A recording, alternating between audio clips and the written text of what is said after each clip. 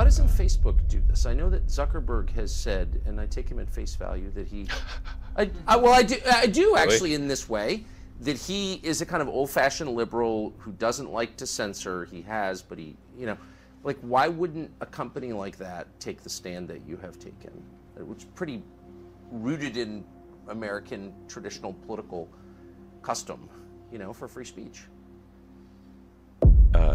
This is the kind of thing that tends to accelerate, so that then you can get negative equity in the home market as well. This is a dire situation, and so so essentially, what's happening is they're training the AI to lie. Yes. So all of a sudden, AI is everywhere. People who weren't quite sure what it was are playing with it on their phones. Is that good or bad? Artificial insemination? Yes, artificial insemination. It's everywhere.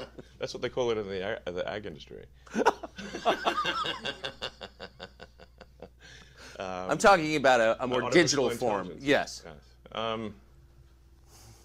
So I've been thinking about AI for a long time, since I was in college, really. It was one of the things that, the sort of 4 or 5 things I thought would really affect the future dramatically. It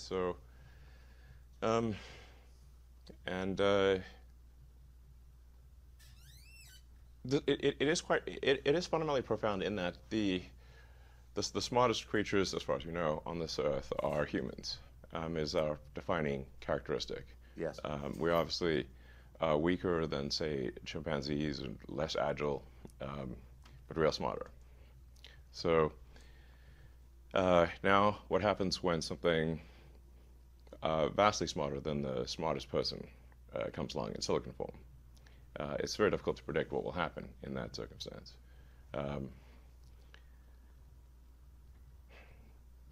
It's called the singularity. It's a singularity like a black hole, because you don't know what happens after that. It's hard to predict. So I think we should be cautious with AI, and I think there should be some government oversight, because it affects it's a danger to the public. And so when you have things that are a danger to the public, like, let's say, so food and drugs. That's why we have the Food and Drug Administration, right, and the Federal Aviation Administration, the FCC. We have these agencies to oversee things that affect the public, where there could be public harm, and you don't want companies cutting corners on safety, and then having people suffer as a result. So that's why I've actually for a long time been a strong advocate of AI regulation. So that I think regulation is, it's not fun to be regulated. It's somewhat arduous to be regulated. I have a lot of experience with regulated industries, because obviously automotive is highly regulated. You could fill this room with all the regulations that are required for a production car just in the United States, and then there's a whole different set of regulations in Europe and China and the rest of the world. So very familiar with being overseen by a lot of regulators. And the same thing is true with rockets. You can't just willy-nilly shoot rockets off, not big ones anyway, because the FAA oversees that. And then even to get a launch license, there are probably half a dozen or more federal agencies that need to approve it, plus state agencies. So I've been through so many regulatory situations, it's insane. And sometimes people think I'm some sort of like regulatory maverick that sort of defies regulators on a regular basis, but this is actually not the case. Once in a blue moon, rarely I will disagree with regulators, but the vast majority of the time, my companies agree with the regulations and comply. Anyway, so I think we should take this seriously, and we should have a regulatory agency. I think it needs to start with a group that initially seeks insight into AI, then solicits opinion from industry, and then has proposed rulemaking, and then those rules, will probably, hopefully, grudgingly be accepted by the major players in AI, and I think we'll have a better chance of advanced AI being beneficial to humanity in that circumstance. But all regulations start with a perceived danger, and planes fall out of the sky, or food causes botulism. Yes. I don't think the average person playing with AI on his iPhone perceives any danger. Can you just roughly explain what you think the dangers might be? Yeah, so the danger, really, AI is perhaps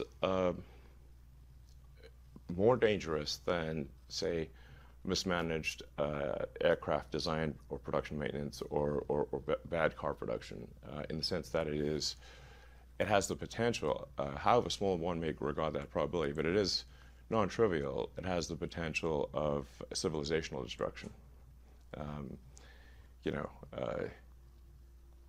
There's movies like Terminator, but it wouldn't quite happen like Terminator, because the intelligence would be in the data centers. Right. The robot's just the end effector. But I think perhaps what you may be alluding to here is that regulations are really only put into effect after something terrible has happened. That's correct. And if that's the case for AI, and we only put in regulations after something terrible has happened, it may be too late to actually put the regulations in place. The AI may be in control at that point. You think that's real? It is conceivable that AI could take control and reach a point where you couldn't turn it off, and it would be making the decisions for people. Yeah, absolutely. Absolutely. No, that's definitely where things are headed, for sure. I mean, the things like say ChatGPT, which is based on GPT-4 from OpenAI, which is a company that I played a critical role in creating, unfortunately. Back when it was a nonprofit? Yes. I mean, the reason OpenAI exists at all is that Larry Page and I used to be close friends, and I would stay at his house in Palo Alto, and I would talk to him late into the night about AI safety. And at least my perception was that Larry was not taking AI safety seriously enough. What did he say about it? He really seemed to be one sort of digital superintelligence, basically digital God, if you will, as soon as possible. He wanted that? Yes. And he's made many public statements over the years that the whole goal of Google is what's called AGI, Artificial General Intelligence, or Artificial Superintelligence. And I agree with him that there's great potential for good, but there's also potential for bad. And so if you've got some radical new technology, you want to try to take the set of actions that maximize the probability it will do good and minimize the probability it will do bad things. Yes. It can't just be hell for leather. Let's just go, barreling forward and, hope for the best. And then at one point, I said, well, what about, we're going to make sure humanity's okay here. And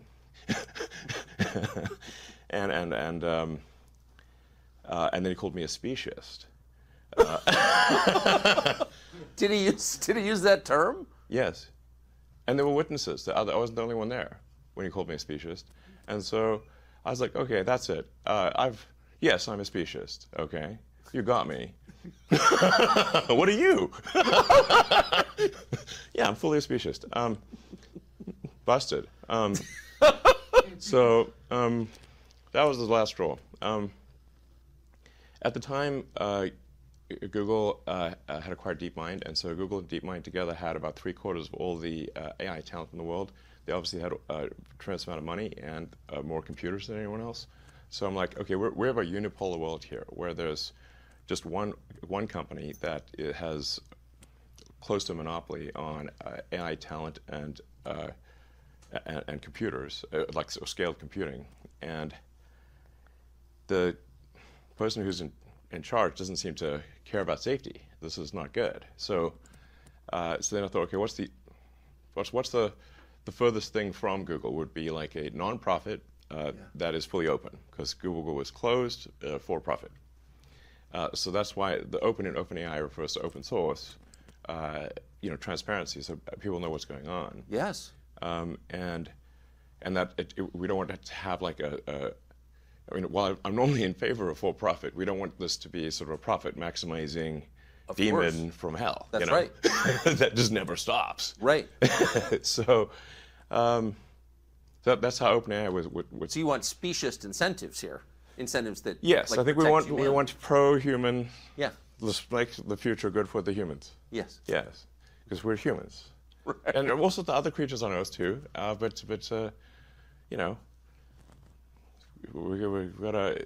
I think I think people sometimes take the fact that like we're here on Earth for granted, and that there's the consciousness is just a normal thing that happens. But to the best of my knowledge, we see no evidence of conscious life anywhere in the universe. So it might be there. In physics, they call it sort of the Fermi paradox. After when Enrico Fermi was an amazing physicist, asked the fundamental question: where are the aliens? Yeah. A lot of people ask me, where are the aliens? And I think if anyone would know about aliens on Earth, it would probably be me. I would think. Yeah, I'm very familiar with space stuff, and I've seen no evidence of aliens. So I would immediately tweet it out. This says split second. That would be like one of the all-time, probably the top tweet of all time. I found one, guys. It's a jackpot. Some 8 billion likes.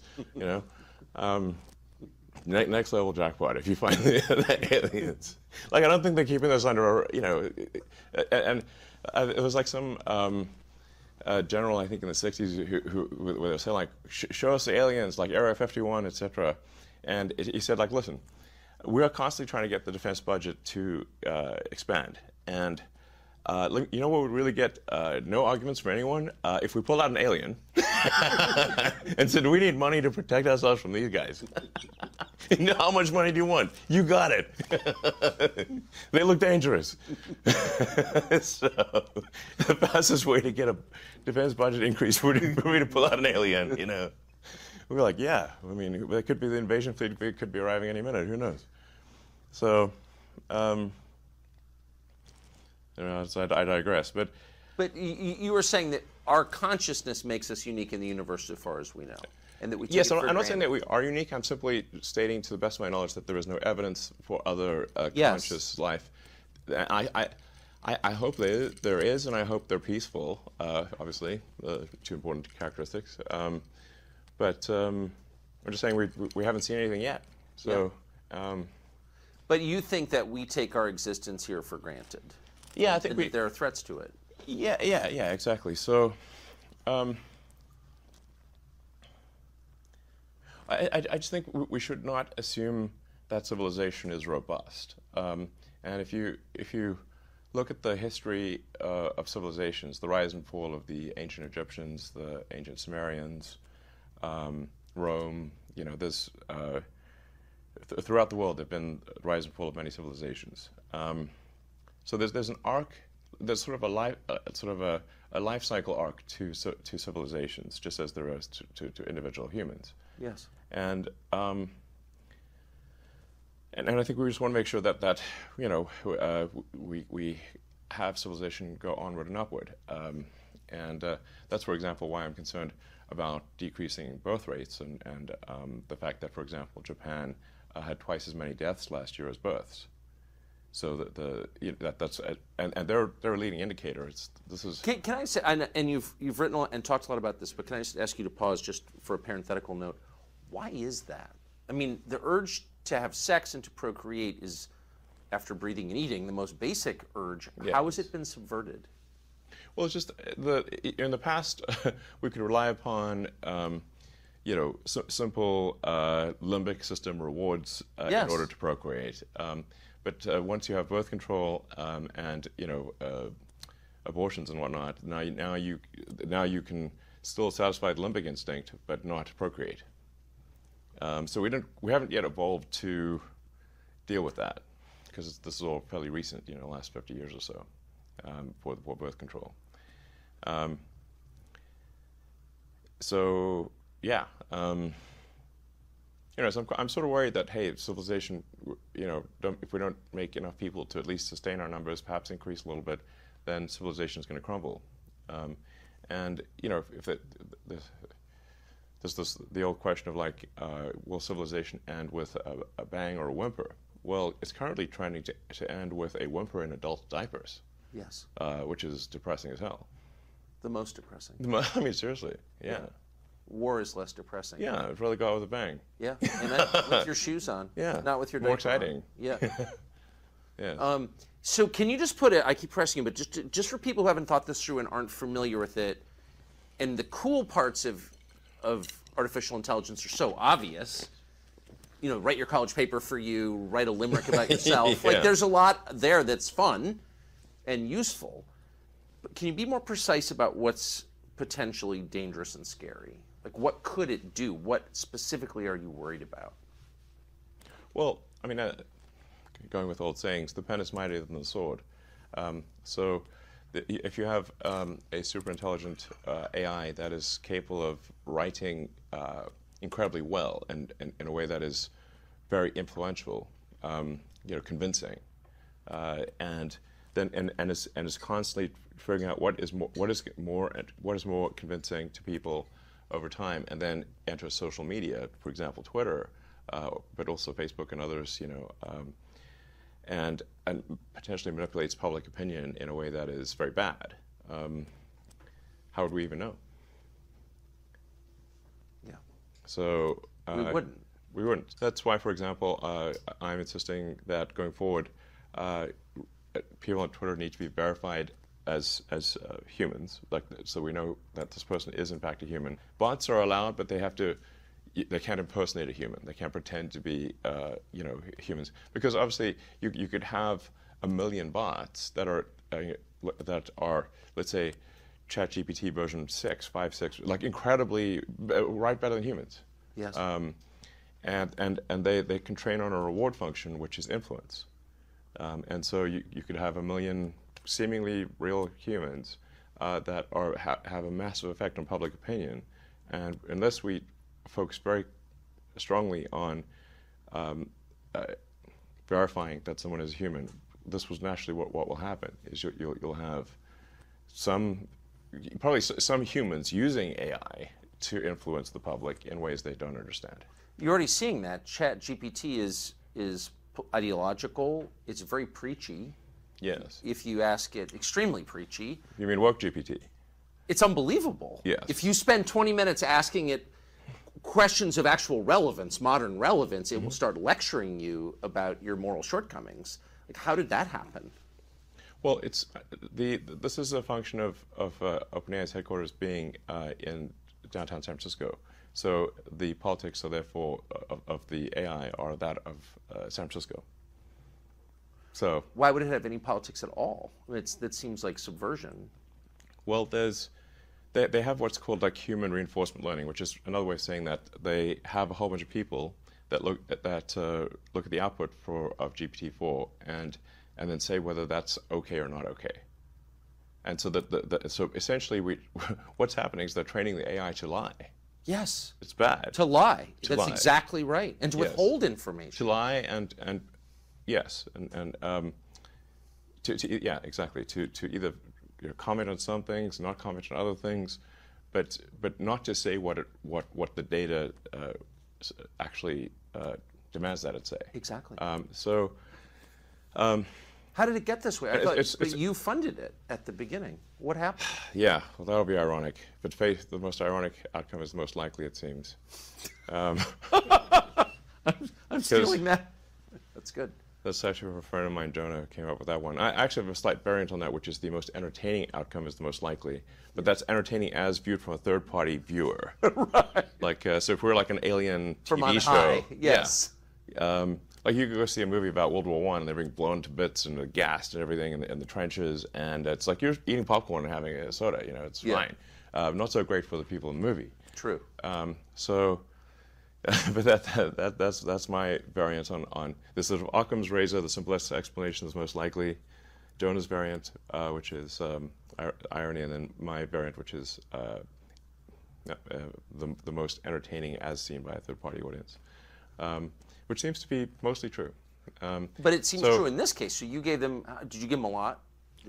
Yes, I provided. So I came up with the name and the concept, and pushed. Had a number of dinners around the Bay Area with with some of the people, the leading figures in AI, and I helped recruit the initial team. In fact, the Ilya Sutskever, who was really quite fundamental to the success of OpenAI, it was. I put a tremendous amount of effort into recruiting Ilya, and he changed his mind a few times and ultimately decided to go with OpenAI. But if he had not gone with OpenAI, OpenAI would not have succeeded. So, I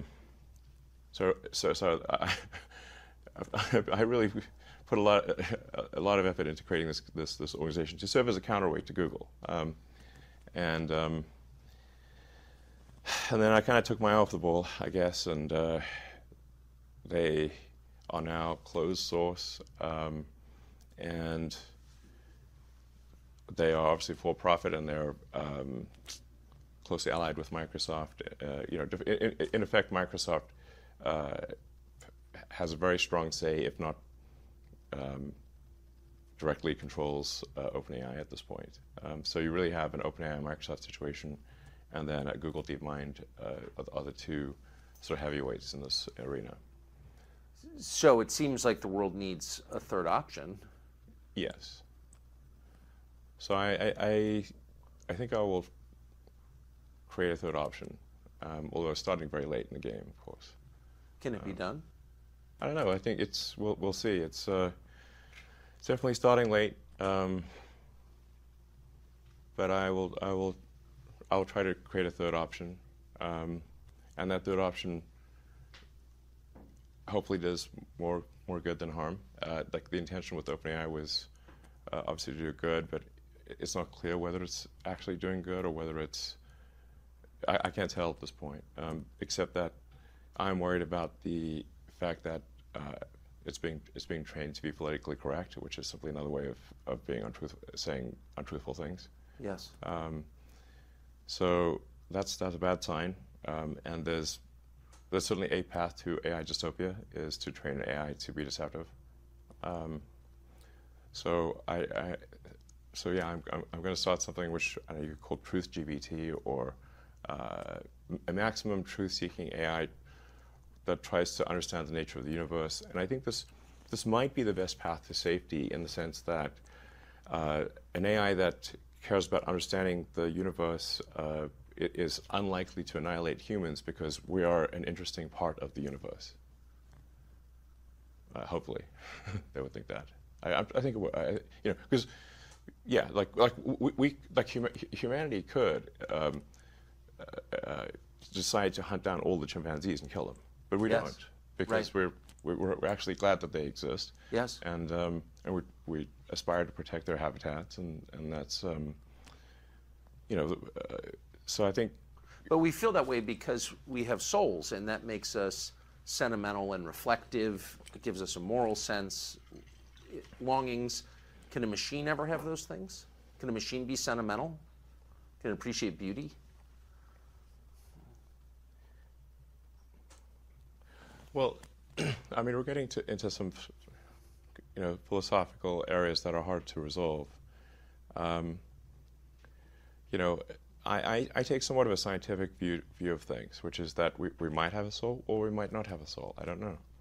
It feels like I feel like I've got some sort of consciousness that exists on a plane that is not the one we observe. Yes. That is certainly how I feel, but it could be an illusion. I don't know. But for AI, in terms of understanding beauty, there's a difference from appreciating beauty and being able to create incredibly beautiful art. Yes. Will AI be able to create incredibly beautiful art? It already does. Yes, I know. If you see some of the Midjourney, I have. This stuff, it's incredible. It is. No question that it can create art that we perceive as stunning, really. and it's doing sort of still images now, but it won't be long before it's doing movies and shorts, and like movies, just a series of frames with audio. But at that point, because it can mimic people and voices, any image, it can mimic reality itself so effectively. Yeah. I mean, how could you have a criminal trial? I mean, how could you ever believe that evidence was authentic, for example? And I don't mean like in 30 years, I mean like next year. I mean, that seems totally disruptive to the way, to all of our institutions. Well, I don't think you could take, say, a random video on the internet and assume it to be true. That's definitely not the case. Now, if somebody, say, has some video on their phone or their computer with a date stamp and a particular time, I think it's more likely to be true than not. You can also cryptographically sign things. Mathematically, we don't see any way, for example, for AI to subvert the fundamentals of mathematics and say figure out how to hash Bitcoin, easily. It's not as AI can't defy fundamental math. Yeah. So you can improve the efficiency of Bitcoin hashing algorithms in the silicon, but not fundamentally crack it. So I guess cryptographic signatures and one way to do it. But I'm not so worried. I think it's more like will humanity control its destiny or not? Will we have a future that is better than the past or not? And not, without, we can certainly destroy ourselves without the help of AI. You look at all of the past civilizations; they didn't have AI. The ones that aren't around anymore. They had chariots, and that was enough. Yeah, chariots, and chariots were probably a real big deal back then. They were, yeah. So, you've heard people say we should just blow up the server farms because there's no way to, once this gets rolling, there's no way to slow it down. What do you think of that? Well, the really heavy-duty intelligence is not going to be distributed all over the place. It'll be in a limited number of server centers. If you say very sort of deep AI, heavy-duty AI, it's not going to be in your laptop or your phone. It's going to be in a situation where there's like 100,000 really powerful computers working together in a server center. So it's not like subtle, and there are a limited number of places where that can happen. In fact, you can just look at the heat signature from space, yeah. And it'll be very obvious. Now, I'm not suggesting we go and blow up to server centers right now, but there may be it may be wise to have some sort of contingency plan where the government's got an ability to shut down power to these server centers. Like you don't have to blow it up; you can just cut the power. And what would trip? Or cut connectivity as well. That's another way. Right. Yeah. But what would trip that switch, do you think, in your mind? What would be the threshold that you'd have to pass to warrant the government cutting off your power or cutting off your signal?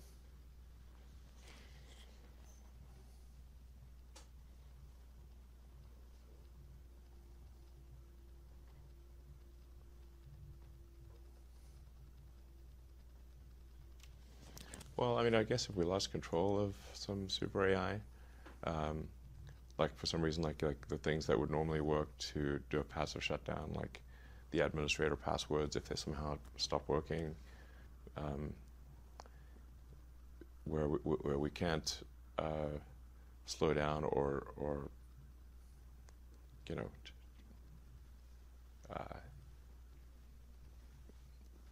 I'm not sure, I don't have a precise answer, but if there's something that we're concerned about, and are unable to stop it with software commands, then we probably want to have some kind of hardware off switch. Yes. I think can't hurt. Have you talked to, since you know Larry Page, and yeah. you obviously know the OpenAI guys because you started it. Definitely have one. Have you talked to the people who run the biggest AI companies about this recently? I haven't talked to Larry Page in a few years because he got very upset with me about OpenAI. So when OpenAI was created, it did shift things into from a unipolar world where Google and DeepMind controlled, like I said, 3/4 of all the AI talent, to where there's now sort of bipolar world, or OpenAI and Google DeepMind, and and now weirdly, it seems OpenAI is maybe ahead. So I have had conversations with the OpenAI team, Sam Altman. I haven't talked to Larry Page because he doesn't want to talk to me anymore for a few years. Can I ask you just about, since you've been around a lot of this, the thinking? So why would anyone not be a speciesist, be human-centered in his thinking about technology? Like, what's the thinking there? I think what he's trying to say is that, if I were to guess, that all consciousness should be treated equally, and whether that is digital or biological. And you disagree? I disagree, yeah. Especially if the digital consciousness, or whatever you want to call it, digital intelligence, decides to curtail the biological intelligence. Right. So you're just building your own slave master, and why would you do that? Doesn't sound great. Yeah, I mean, we should at least, we no need to rush, you know. Like, what's the hurry? Where's the fire? How, tell us about the hurry. So I know you've been talking about this for years, and on the sort of the periphery of our attention, we've heard Elon Musk talking about AI. But for most people, it's been like 3 months since they've had any interaction with this at all. So what's the timeline here? At what point does it start to really change our society, do you think? I think it starts to have probably an impact this year, I think. So you've got a massive expansion of GPT-4 based systems, and many companies trying to emulate GPT-4. And you've got OpenAI is going to come out with GPT-5 end of this year, which will be yet another significant improvement. And I was there for GPT-1, 2, 3, 4. You know, so GPT-1 was terrible. Like if you tried it, you'd be like, this ain't going anywhere. It seems lame. And then GPT-2, you started to see kind of like an inkling of like, well, maybe this could be something useful. And then GPT-3 was a huge improvement. And now it's like, wow, okay, it's still spouting a lot of BS, but it's coherent BS. Yes. And then GPT-4, now it's like writing poetry, and pretty decent poetry, actually. Pretty decent. Its skill at rhyming is incredible. Yes. Yes. And it's coherent. Yes, it is. It's even got a narrative. Like, yes, so you've got that's right. Yeah. So you could say, that's like, hard to do. Like, most humans can't do that. That's true. So it's already past the point of what most humans can do. Most humans cannot write as well as ChatGPT. And they certainly, and no human can write that well that fast, as the best of my knowledge. So maybe Shakespeare. So then how much better will GPT-5 be, and how about GPT-6 or 7? How can you have a democracy with technology like that? I mean, if democracy is, government by the people, each person's vote is equal to every other person's vote, and people are choosing their votes freely, can you have a democracy with this? Well, that's why I raised the concern of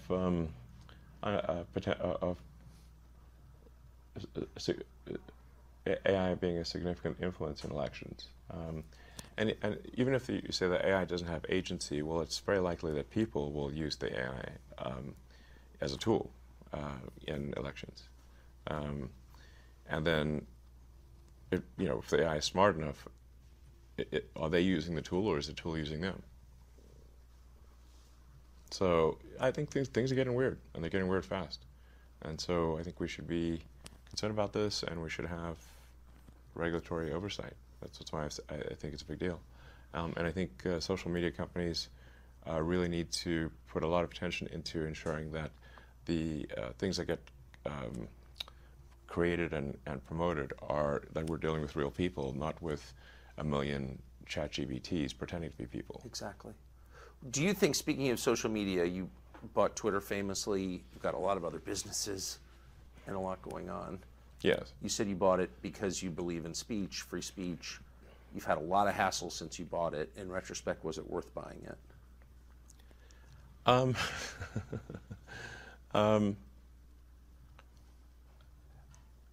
mean, it remains to be seen as to whether this was financially smart. Currently, it is not. You know, we just revalued the company at less than half of the acquisition price. Did you really? Yes. Sorry. No, my timing was terrible for when the offer was made, because it was you know, right before advertising plummeted, and Yeah. You caught the high water mark, I noticed. yeah. So I must be a real genius here. My timing is amazing. Since if I had bought it for at least twice as much as it should have been bought for. But some things are priceless, and so whether I lose money or not, that is a secondary issue compared to ensuring the strength of democracy, and free speech is the bedrock of a functioning democracy. Yes. And the speech needs to be as transparent and truthful as possible. So we've got a huge push on Twitter to be as truthful as possible. We've got this community notes feature, which is great. It is great. It is awesome. Yeah. And it's like, I saw it this morning. yeah, It was far more honest than the New York Times. it's great. Yeah. We put a lot of effort to ensuring that community notes does not get gamed or have biases. It is simply cares about what is the most accurate thing. And you know, sometimes truth can be a little bit elusive, but you can still aspire to get closer to it. Yes. You know, and so, and I think the effect of community notes is more powerful than people may realize, because once people know that they could get noted, you know, community noted on Twitter, then they'll think more carefully about what they say. They are likely. Basically, it's an encouragement to be more truthful and less deceptive. Yes, and if the notes themselves are truthful, then it will have the effect. Absolutely. And all of that is open source. All the community notes is open source. So you can read about every community note. You can see exactly how the algorithm works. You can register, say like, oh, we need to make this change or that change. So everything is super open book with community notes. There's no black box. When you jumped into this, though, when you bought it, did you understand? Well, clearly you understood its importance. You wouldn't have bought it. Twitter, yes. Right. But it's not the biggest, but it's the most important of the social media companies. But did you understand the kind of ferocity you'd be facing, the attacks you'd be facing from power centers in the country? I thought there'd probably be some negative reactions, yes. So I'm sure everyone would not be pleased with it. But at the end of the day, you know, if the public is happy with it, that's what matters. And the public will speak with their actions. I mean, if they find Twitter to be useful, they will use it more. And if they find it to be not useful, they will use it less. If they find it to be the best source of truth, I think they will use it more.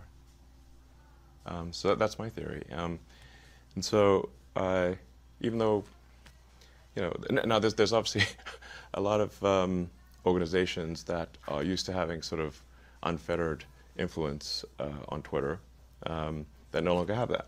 Well, you stripped the New York Times of their badge this morning, and then you called them diarrhea. You called them. You did. I'm just quoting you. You described their Twitter feed as diarrhea. I said it was the Twitter equivalent of diarrhea. Okay, it's not literally diarrhea, but no, it's you know, it's a metaphor, but an accurate one. So, I mean, if you look at the at NY Times Twitter feed, it's unreadable. It's like because what they do is they tweet every single article, even the ones that are boring, even ones that don't make it into the paper. So, so it's just nonstop, zillion tweets a day with no. You know, they really should just be saying like, what are the top tweets? Yes. You know, like, what are the big stories of the day? I don't know. Put out like 10 or something. You know, so some number that's manageable. As opposed to right now, if you were to follow NY Times on Twitter, you're going to get barraged with like hundreds of tweets a day. Yeah. And your whole feed will be filled with NY Times. So this is something I would recommend actually for all publications, which is for your primary feed, only put out your best stuff. Don't put out everything. You could have a second feed that is here's everything, but have your primary feed be here's our best stuff. If any media organization or individual just have don't put out hundreds of tweets a day. Just put out like 10 good ones, or 5 good ones, and if it's a slow news day, don't put out any. Maybe put out 1 or 2. Yeah. But don't try to say we're always going to put out 100 tweets, even if if it's World War III or a bicycle accident was the biggest news. You know, it's got to be like news that it's got to you got to earn your play, earn someone's attention. Yes. So just in general, I think I know a thing or two about how to use Twitter because I was the most interacted with account on the whole system before the acquisition. Before the acquisition closed, I didn't have the most number of followers, but I had the most number of interactions, and so I clearly know something about how to use Twitter. And so people should listen to my advice, I think. So people's attention is limited, so just make sure you put the stuff that's most important there. So because you and people like you do interact on Twitter, it's obviously enormously powerful in shaping public opinion. It's where a lot of ideas and trends are incubated. Yeah. That's why you Absolutely. bought it. It's also a magnet for intel agencies from around the world. And yes. One of the things we learned after you started opening the books is that they were exerting influence from within Twitter. I mean, it was absurd. Did you know that going in? No. So things like I have a. Since I've been a heavy Twitter user since 2009, it's sort of like I'm in the matrix. I mean, I can see like do things feel right? Do they not feel right? What tweets am I being shown as recommended? I get a feel like what accounts are making comments. Where are the comments eerily similar? Yeah. And then you look at the account, and it's just obviously a fake photo, and it's just obviously a bot cluster Yes. over and over again. So this is actually so I started to get like just more and more uneasy about the Twitter situation, and my initial goal was actually not to acquire Twitter. I mean the actual sequence of events was that I was looking at. I held a Twitter poll to say like, should I sell some of my Tesla stock? Because I was getting, a couple of years ago, I was getting attacked a lot for like allegedly not paying taxes. Now I've actually paid a tremendous amount of taxes. Now, there was one year I didn't pay taxes because I had overpaid taxes in the prior year. and when they had that like IRS leak BS, they knew that I had overpaid taxes in the prior year, but they said, "Oh, Elon Musk didn't pay taxes in 2017 or whatever it was," and I was like, "But you know that the reason I didn't pay taxes is because I overpaid the prior year. You didn't mention that, so that was deceptive." Anyway, so but the Elizabeth Warrens of the world and Bernie Sanders like saying, "Oh, I'm not selling stock and I'm not paying taxes," so I'm like, look, I don't know what the right thing to do is here. I thought the right thing to do was to not sell stock. The captain should be the last one to leave the ship. That's right. And I thought I was doing the right thing by not selling stock, and now I'm being told I'm doing the wrong thing by clinging onto the stock and not paying taxes. So I held a Twitter poll to say, what do you guys want? Should I sell, 10% of my Tesla stock or not? I'll buy by the results of the poll. And that's like 60% of people said, yeah, you should sell 10%. So I did. So then I had a bunch of cash, and I'm like, what should I do with this? At the time, the Federal Reserve rates were super low, so it's just like sitting in the I guess Your checking account? well, in the T-bill account, Yeah. money market account, whatever. The whole banking thing is a whole separate subject. I know it's a little thing or two about finance, so then I'm sitting with this money in the account. It's earning less than the rate of inflation. So the rate of inflation is much higher. So we got high inflation. I'm earning peanuts in the money market account. Well, this is dumb. I'm getting like minus. Yeah, it's just evaporating. Yeah, I'm getting minus like 6 or 7% return here, maybe worse. And so then, well, it's like, what stock should I buy? And I believe in buying stocks of companies where you use the product. And Apple's got a competing electric vehicle car program, so I like Apple products. We're not going to invest in them because they've got a competing autonomous EV program. And so what's the other product that I use a lot? Oh, Twitter. Okay, so I'll put the money in Twitter. It's better than just having it earn negative 6% inflation situation. So I bought a bunch of Twitter stock. Not like I said, not with the intent of buying the company. Just it's better than keeping it in a money market account. Do you remember how much you bought? I think it was like 8% or something of the company. I'm talking to some of the board members, and then they said, "Hey, well, do you want to join the board?" So I was like, "Well, I really don't want to be on boards, but." Because it's boring, and I have a lot of things to do. But I do care about the direction of Twitter, so I'll consider being on the board. And I thought about it for about a week or so. But then based on the conversations that I was having with the management team and the board, I came to the conclusion, rightly or wrongly, that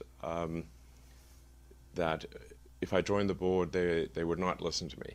So then I'm like, okay. Then I would just be a quisling. I don't want to be some sort of just, go along for the ride quisling situation, and a collaborator effectively. Right. So, and it really felt like I was starting to feel like, wait a second, like weird. Something's not right in this. Something's wrong in the state of Denmark here. Something feels wrong about the platform. It seemed to be just drifting in a. I couldn't place it exactly. Just it felt like it was drifting in a bad direction. So then I was like, and my conversations with the board and management seemed to confirm my intuition about that. So then I was like, okay. But basically, I was convinced these guys do not care about fixing Twitter, and I had a bad feeling about where I was headed based on the conversations I had with them. So then I was like, you know what, I'll try acquiring it and see if acquiring it is possible. Now I didn't have enough cash to acquire it, so I would need support from others, from some of the existing investors. I would also need like a lot of debt and. So it wasn't clear to me whether an acquisition would succeed, but I thought I would try. And ultimately, it did succeed. So anyway, here we are. But when you got there, and all of a sudden you own it, and all the data on the servers belongs to you. And well, it belongs to the people, in my view, but yes. But you can see what it is, and you can see what they've been doing, and you can see who's been working there. You were shocked to find out that various intel agencies were affecting its operations? The degree to which various government agencies were effectively had full access to everything that was going on Twitter blew my mind. I was not aware of that. Would that include people's DMs? Yes. Yes, because the DMs are not encrypted. So one of the things that we're about to release is the ability to encrypt your DMs. That's pretty heavy duty, though, because a lot of well-known people, reporters talking to their sources, government officials, the richest people in the world, they're DMing each other. And the assumption, obviously, it was incorrect, but was that that's private, but that was being read by various governments? Yeah, that seems to be, yes. It's scary. Yes, it is. So, like I said, we're moving to have the DMs be optionally encrypted. I mean, there's like a lot of DM conversations which are, just chatting with friends. It's sure. not important. Of course. So we're that's hopefully coming out later this month, but no later than next month, is the ability to toggle encryption on or off. So if you are in a conversation you think is sensitive, you can just toggle encryption on, and then no one at Twitter can see what you're talking about. They could put a gun to my head and I couldn't tell. I couldn't. That's sort of the gun to the head test. If somebody puts a gun to my head, and can I still not see your DMs? That's the acid test. Yes. And that's how it should be if you want your. Have you had complaints from various governments about doing this? I haven't had direct complaints to me. I've had sort of like some indirect complaints. I think people are a little concerned about complaining to me directly in case I tweet about it.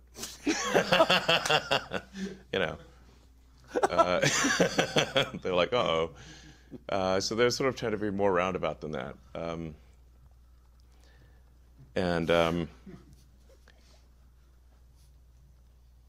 I mean, if I got something that was unconstitutional from the U.S. government, I would say, my reply would be to send them a copy of the, First Amendment, and just say like, what part of this are we getting wrong?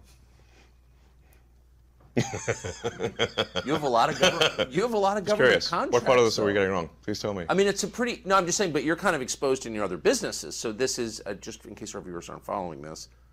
This is not. You're not just like a journalist taking a stand on behalf of the First Amendment. You're a guy with big government contracts, giving the finger to the government in some way. No, well, am I giving the finger to the government? I think that there. I'm not someone who thinks that the government is just sort of evil. Right. It's a large bureaucracy. There are people in government who are human beings, and they're people with good motivations, occasionally bad motivations. With rare exception, the people that I know in government have good motivations and just want to get their job done, and they actually believe in the Constitution, and so I think my opinion is actually most people in the government are good. That's heartening to hear. Yeah, it's rare for me to find someone in the government who I think is perhaps not good. But at the highest level of the agencies, there are political appointees, as you know, and the political appointees will have a political agenda, and so they at the highest levels of the various government agencies, there is the ability to put a sort of a political thumb on the scale, even if the people operating the agencies don't agree with that. So that's something to be concerned about. I'd say I'd be more concerned about political appointees, I think, than the sort of people, the career people. That's been my experience, at least. Do you think Twitter will be as central to this presidential campaign as it was in the last several? I think it will play a significant role in elections, not just domestically, but internationally.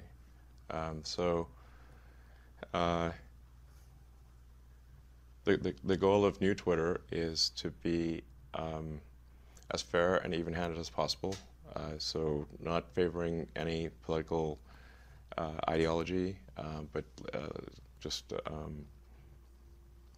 being fair at all. Why doesn't Facebook do this? I know that Zuckerberg has said, and I take him at face value, that he, I do actually Really? in this way, that he is a kind of old-fashioned liberal who doesn't like to censor. He has, but like why wouldn't a company like that take the stand that you have taken, which is pretty rooted in American traditional political custom, for free speech?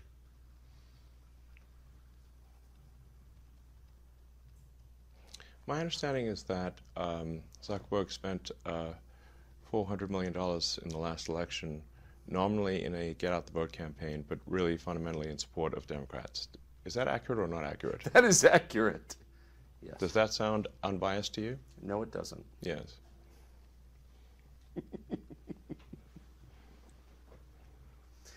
So you don't see hope that Facebook will approach this as a non-aligned arbiter? I'm unaware of evidence that suggests that path.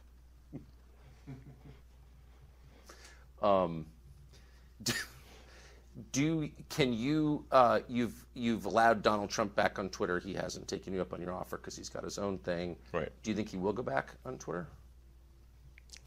Well, that's obviously up to him. My job is to, I take the freedom of speech just very seriously. So it's I didn't vote for Donald Trump. I actually voted for Biden. People think I'm some sort of hardcore, certainly some of the media try to paint me as like far right or whatever. I'm right. And the only time I've ever even voted Republican was once for because I registered to vote in South Texas. It was for a Mexican American woman for Congress. That's literally the only Republican vote I've ever cast in my entire life. Yeah. Once.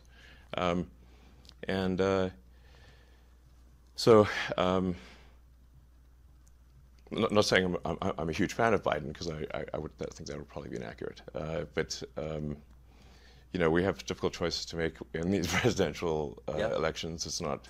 I would prefer, frankly, that we put someone, just a normal person, as president, a normal person with common sense, and whose values are smack in the middle of the country, center of the normal distribution, and I think that would be great. I agree. I agree with that. And everyone would be happier. Would you run? Like, why wouldn't you run? I wasn't born here, so. Oh, of course you weren't. Yeah. I'm a technologist also. I'm not a politician, so it's not like I think we have made maybe being president not that much fun, to be totally frank. Yeah. It is by design a relatively weak role, because it's intended to be balanced by the House and the Senate and the judiciary. So it's not like if you're prime minister in England or Canada, you have far more power than if you're president, because it's like being Speaker of the House and being president. President's like deliberately weak in order to avoid creating a king-queen situation, but you get dumped on all day, no matter what you do, and everything you do is scrutinized, and your life is not your own. And if you any skeletons you've got in the closet will be trotted out and paraded down Main Street. And even if they don't exist, they'll make them up and fake whatever. Politics is a blood sport. Yeah. So it's not something I'd want to do. So I got one last thread that you alluded to. You said, "Don't get me started on the banks." So you've seen a couple regional bank collapses. Yeah. And we've been told that's not a big deal, that these are isolated and each one collapsed for unique reasons. It's not systemic in any sense. What's your sense of the stability of the American banking system? Well, it's actually at this point a global banking system problem. It is.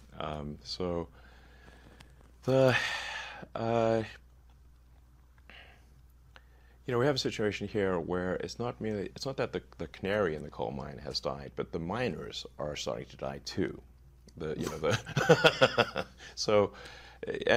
Silicon Valley Bank collapsing overnight is one hell of a big canary. It's more like a turkey. I mean, it's not like some small fry thing.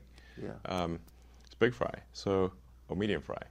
And then Credit Suisse, which is I think was formed in the mid-1800s, was basically sold for pennies on the dollar, forced to merge with UBS, and even then required backstop by the Swiss government. I mean, hello guys, maybe we have issues here. Maybe things aren't all great. They're definitely not all great. Maybe I should be more forceful here. I think that there is a serious danger with the global banking system. There's a strong argument that if you were to actually mark to market the portfolios of the banks, the loans and whatnot, that the entire banking industry would have negative equity. It feels that way. Yes. So if you look at, say, commercial real estate, like offices and whatnot, the whole work from home thing has substantially reduced office usage in cities around the world. I think San Francisco is at 40% off. And San Francisco is like an extreme example, but I think it's on 40% vacancy. Even New York has. I think almost all cities at this point have record vacancies in commercial real estate. So now, the commercial real estate used to be something that was a grade A asset. That if a bank had commercial real estate holdings, those would be considered of the highest security, some of the safest, assets you could have. Now that is not the case anymore. One company after another is canceling their leases or not renewing their leases, or if they go bankrupt, there's nothing for the bank who owns that real estate to go after, because they're previously strong company, now dead. Where do you go after at that point? So we really haven't seen the commercial real estate shoe drop. That's more like an anvil, not a shoe. So the stuff we've seen thus far actually hasn't even. It's only slightly real estate portfolio degradation, but that will become a very serious thing later this year, in my view. I think if we see, which we're likely to see, a drop in house prices because the interest rates are too high, and for most people when buying a house, they look at the monthly payment. Of course. If you have a 30-year mortgage, the vast majority of it is interest. So if the Fed rate is high, you have a high base interest rate. Effectively, the price you can pay for the house drops because you now have to pay more interest, which means that if you've got a fixed monthly payment, you can now afford to buy a house for less money. It effectively drops the prices of houses. Yes. This is the kind of thing that tends to accelerate, so that then you can get negative equity in the home market as well. And so if banks end up having loan losses in both their commercial and, well, they're definitely going to have loan losses in their commercial portfolio, but also in their mortgage portfolio, this is a dire situation. There is a solution to mitigate the magnitude of the damage here, which is for the Fed to lower the rate. But they raised the rate again.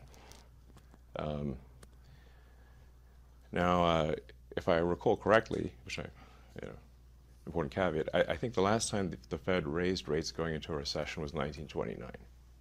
What happened next? Yeah, the Great Depression. The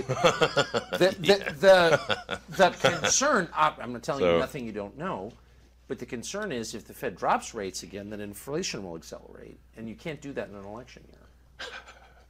So inflation is going to happen no matter what. Huh. If you increase the money supply, you get inflation. Right. So there's not some magical cure for getting rid of inflation, except to increase the productivity, the output of goods and services. So if you say like what is money? You've got these sort of it's basically numbers in a database that sum up to some total. Then you've got the output of goods and services of the economy, and as long as the ratio of money to ratio of goods and services stays, if that stays constant, you have no inflation. If you add more money, if you add money to the system faster than you increase goods and services, right, then you have inflation. So all of these COVID sort of stimulus bills were not paid for. They just generated more currency, more money was created because the federal government, the checks always pass, unless you hit a debt limit, which there's probably going to be some debt limit crisis later this year. But provided you haven't hit the debt limit, the federal government, unlike state governments or city governments or individuals, can simply issue more money, and that's what they did. I mean, as the old saying goes, there's no free lunch. So if you could just issue massive amounts of money without negative consequences, why don't we just take that to the limit and make everyone a trillionaire? Well, I mean, they tried that in Venezuela. How'd that work out? Well, they had to eat zoo animals. Right. It's not good. You get to the point where sort of Weimar Germany type stuff, where you could bring in the cash to the store in a wheelbarrow. Yes. So there's no free lunch. There's not some ability to issue money and not have inflation. This is just, yeah. So the inflation will happen, and there's no fiddling with the Fed rate is not going to affect that really. But a high Fed rate can cause a lot of damage in shifting funds in the wrong direction. So the long-term return on, say, the S&P 500, I believe is, depending on how you count it, around 6%. So if the Fed real rate of return starts to approach what the long-term return is on the stock market, why would you keep any money in the stock market? You should simply buy Treasury bills. Of course. Because the Treasury bills is a certainty, whereas the stock market fluctuates. Right. This is pretty basic. Also, why would you keep money in a bank savings account if you can put it in what's called a money market account, which is an account that represents Treasury bills? If the Treasury bill money market account gives you, 4 to 5% interest, and the bank savings account only gives you 2%, you'd be a fool to keep the money in the bank savings account. So the Fed has made a tremendous mistake by going this high with their rate, and they need to drop it immediately. Do you think they will? Yes, they will have no choice but to drop it, I think, later this year. Part of the issue is that the Fed is an old institution and has a lot of latency in its data.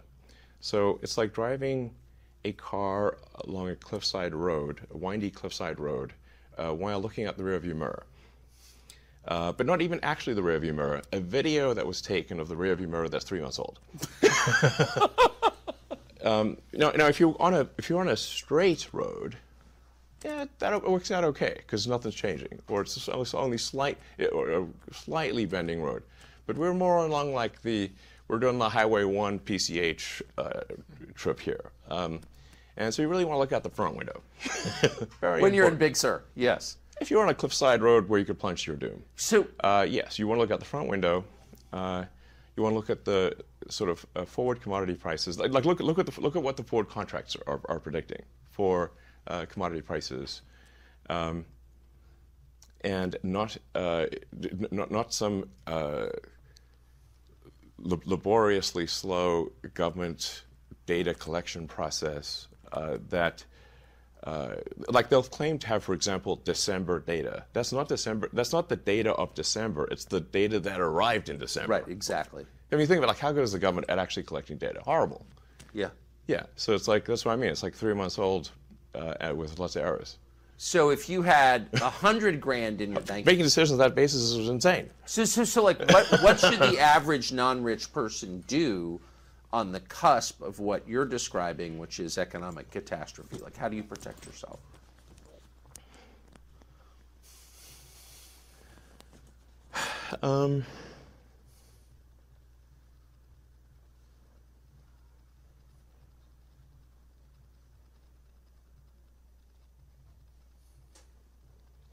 I think probably a smart move overall, and this is guidance that I think applies across the ages, is if there are companies in whose products you believe, buy and hold the stock, and when everyone else is panicking, then buy more, and when everyone else thinks that the stock is going to the moon, sell it. Sort of the buy. Low, sell high. So you're not an index fund guy. Like, you pick specific stocks. That's my. You have to say, like, what is the purpose of a company? Why should a company exist?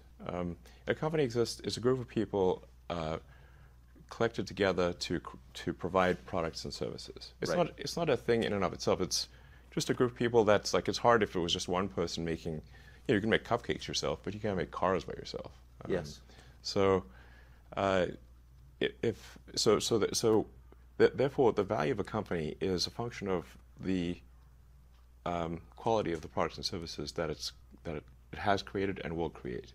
And so, if there's a company that you think, well, this company's got a lot of exciting products that I think are awesome, their current products are good, that's probably a company to invest in, because that's the reason companies exist, to produce goods and services that you like. And so, no, I mean, there's some caveats here to make sure you're not like investing when it's like the hottest thing, you know, because then it's going to be at a temporary high. But you know, when it's not sort of at a weirdly temporary high, I think just generally looking at a company and saying, well, I like the products and services of that company, and I like where they're going, and the management seems sensible, and then I think buying and holding that stock is probably the right move. I'm probably doing that with a few companies. That's what I'd recommend. I think I mean, I could really go on at length about the financial system and the stock market and everything. But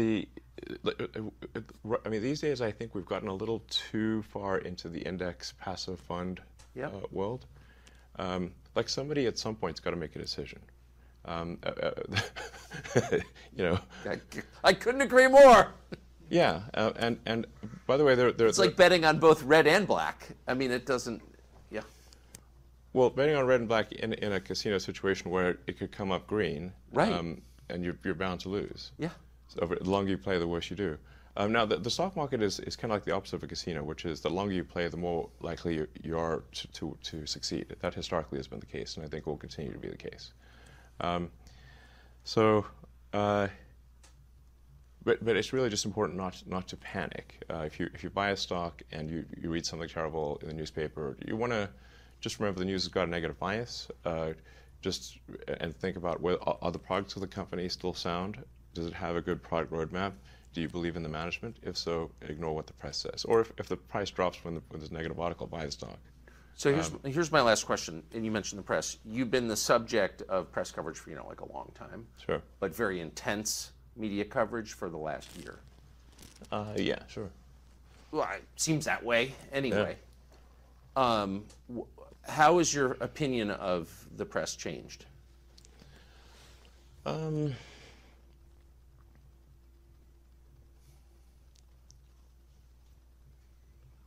Well,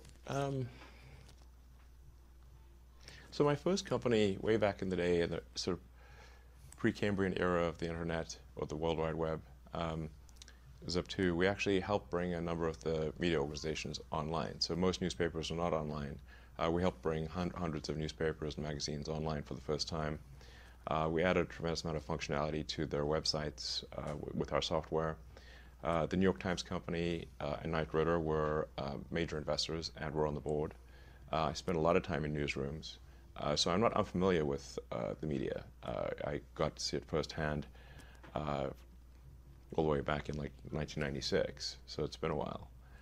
Sort of traditional media certainly had revenue challenges because as online advertising has increased and it's much more measurable and much more sort of direct, you can say, like, I spent this amount and got this output. You know, like it's interactive, unlike say a newspaper or broadcast TV. You're kind of guessing with a newspaper and broadcast TV. That's right. Whereas if something's online, you can tell immediately that that person saw the ad and bought the product. It's very, very immediate. So, and it's actually more effective if the advertising is customized to the individual. So the advertising is more likely to be relevant. Whereas broadcast, if it's being shown to everyone, it's going to be irrelevant to most people. The result of that has been a huge shift in advertising revenue from say newspapers and TV to the Googles and Facebooks of the world, and a tiny bit to Twitter. I think Twitter gets like 1% of advertising revenue. Is quite tiny. So this is meant a shrinking pie, obviously, for most of the traditional media companies, and made them more desperate to get clicks, to get attention, and it's made them when they're in sort of a desperate state, they will then tend to really push headlines that get the most clicks, whether those headlines are accurate or not. So it's resulted, in my view, I think most people would agree, a less truthful, less accurate news. Because they just got to get a rise out of people, and I think it's also increased the negativity of the news, because I think humans instinctually respond more to I think we have an instinctual negative bias, which kind of makes sense in that, like, if like, let's say, like, it's more important to remember where was the lion, or where was the tribe that wants to kill my tribe, than where is the bush with berries. Yes. Like, one's like a permanent negative outcome, and the other is like, well, I might go hungry. So, meaning like there's an asymmetry in sort of involved asymmetry in negative versus positive stuff. And also historically, the negative stuff would have been quite proximate, like it would have been near, represented a real danger to you as a person if you heard negative news. Because historically, like a few hundred years ago, we're not hearing about what negative things are happening on the other side of the world, or on the other side of the country. We're hearing about negative things in our village, things that could actually have a bad effect on you. Whereas now we're hearing about, the news very often seems to attempt to answer the question, what is the worst thing that happened on Earth today? And you wonder why you're sad after reading that, and then use the most inflammatory language, because every day they got to sell the advertising, even if it happened to be a slow news day. Do you read any legacy media outlets? I read a lot. I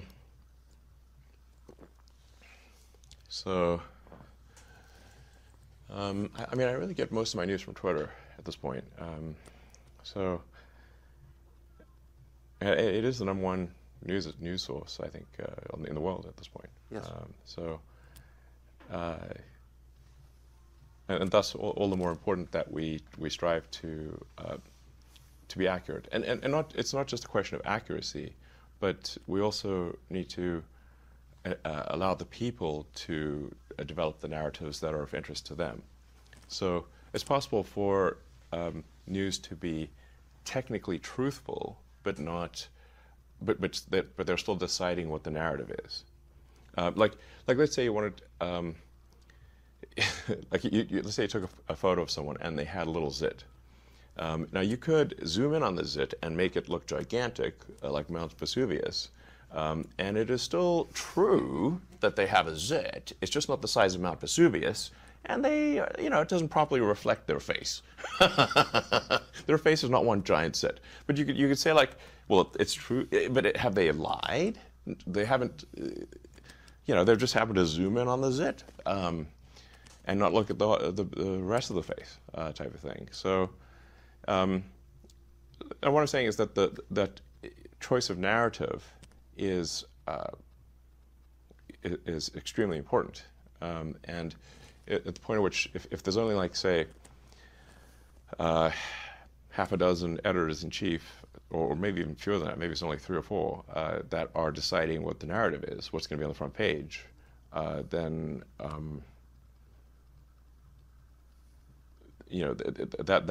that's a form of manipulation of public opinion. I think the public often doesn't appreciate, and it's perhaps the most pernicious of all. That's right, because it's the most subtle. Yeah, it's the most subtle. They haven't said an untrue thing. They've just chosen what they're going to focus on. A man called Douglas Mackey's facing 10 years in prison for posting what he believed were funny memes on Twitter. What do you make of that case? I don't know the details of that case. I've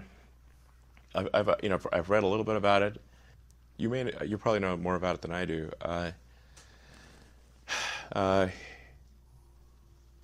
certainly don't think someone should go to prison for a long period of time for posting memes on Twitter. In which case, we're going to have a very, very full prison. And if we're talking about election interference, well, there's quite a few people that should be on trial for that, for far more serious crimes than memes on Twitter. Far more serious. Yes. The Twitter files kind of showed that, I think. Yes. So, unless this person really did, like I said, I don't know everything that was shown at the trial. Has he been convicted? Is this? Yes, he was convicted on Friday. Unanimous jury verdict? Yes. What was the venue? New York City.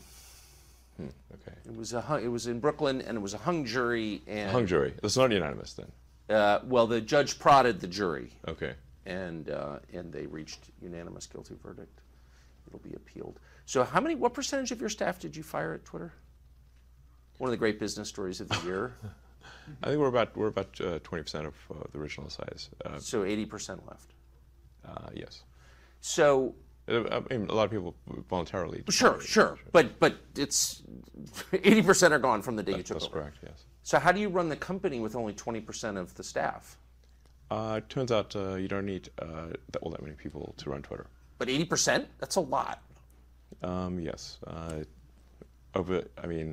If you're not trying to run some sort of glorified activist organization and you're not care that much about censorship, then you can really let go of a lot of people, it turns out. How many others, without naming names, but I had dinner with somebody who runs a big company recently who said, I'm really inspired by Elon. And I said, the free speech stuff? He goes, no, the firing the staff stuff. Yeah. How many other CEOs have come to you to talk about this? I spend a lot of time at work, so it's not like I'm meeting with lots of people. They see what actions I've taken, but I think we just had a situation at Twitter where it was absurdly overstaffed. So it wasn't like you look at say like what does it really take to operate Twitter? Most of what we're talking about here is a group text service at scale. Like how many people are really needed for that? And if you look at what has been the product development over time with Twitter, and you years versus product improvements, and it's like a pretty flat line. So what are they doing? It took a year to add an edit button that doesn't work most of the time. I mean, I feel like it was a comedy situation here. You're not making cars, it's very difficult to make cars or get rockets to orbit. So, the real question is like, how did it get so absurdly overstaffed? This is insane. So, anyway, and it's clearly working. In fact, I think it's working better than ever. We've increased the responsiveness of the system by, in some cases, over 80%. There's a core piece of code for generating the timeline, which is run literally billions of times a day. We've cut that code from 700,000 lines to 70,000 lines run. Yeah, and the code efficiency by over 80%. Like meaning how much compute is necessary to render the timeline. Yeah. By 80%. I mean, this is in 4 or 5 months, we've increased the video time from roughly 2 minutes, or best case 10 minutes, to now 2 hours. So you can put 2 hours of video on Twitter. We'll soon be increasing that to really where there's no meaningful limit. We've increased the tweet length from 240 characters to 4,000. We'll be increasing that to where there's, again, no meaningful length to, if you want to post a novel on Twitter, you should be able to do it. you know, as everyone saw on Friday, we open sourced the super embarrassing recommendation algorithm, which people are taking apart and eviscerating, which is exactly what I had hoped they would do, and pointing out all the nonsense. And we're going to open source more, and we're going to subject it to public review. We're also going to get criticized a lot because people will point out all of the foolish things that are happening in the code, but then we'll fix it. We'll fix it fast and in full public view. And I think that's the kind of thing that owns the public trust. You know, because like, don't take my word for it. It's just you can literally read the code and you can read what people say about the code, and you can see the improvements that we make, and you'll be able to see like in real time, live, see it get better.